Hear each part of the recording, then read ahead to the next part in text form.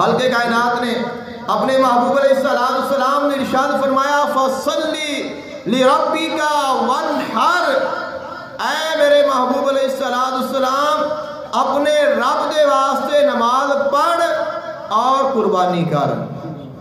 تو وانحر دا معنی ہے قربانی کر۔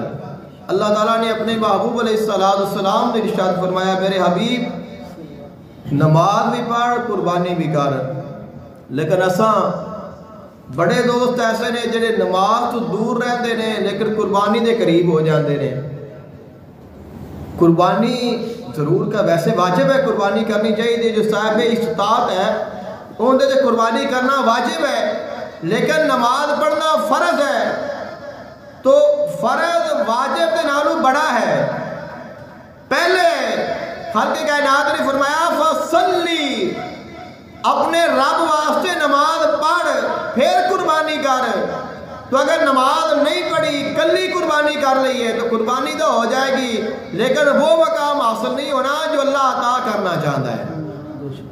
خالق کائنات نے ارشاد فرمایا قل، اے میرے محبوب علیہ السلام تسا ارشاد فرماؤ ان صلاتی و نسکی و محیایا و مماتی للہ رب العالمین، اے میرے محبوب علیہ السلام تسا ارشاد فرماؤ بے شک میری نماز اور میری قربانی، اس مقام دے بھی پہلے نماز ہے۔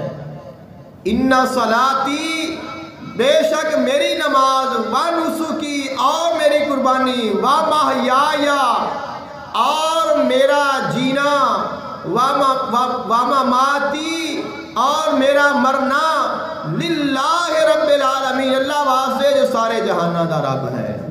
تو زندگی دا جو دار و مدار ہے، زندگی دا جو مقصد ہے وہ فقط دے کہ اللہ راضی ہو جائے۔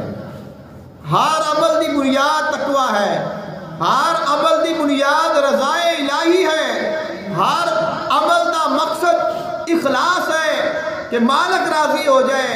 میں جو بھی عمل کرا میرا اندے واسطے ہے، میں جو بھی کرا میرا عمل اس دے واسطے، لا شریک لہو، اور اللہ دا کوئی شریک نہیں، اللہ دا کوئی شریک نہیں۔ یہ مطلب ہے اسی عبادات دے کسی نو شریک نہ کریے۔ جتنے بھی اسی عبادتاں کرنے ہاں، جتنی اسی نیکیاں کرنے ہاں، وہ ساریاں نیکیاں اس مالک نو وکھان واسطے ہون۔ تو اگر نیکی بھی کر رہے ہیں وکھا لوگاں رہے ہیں تو پھر وہ ریا بن جائے گا، اور ریاکاری دی عبادت اللہ نو قبول نہیں ہے۔ اللہ تعالیٰ چاہتا ہے کہ فقط میرے واسطے عبادت کر، اخلاص دے نال عبادت کر۔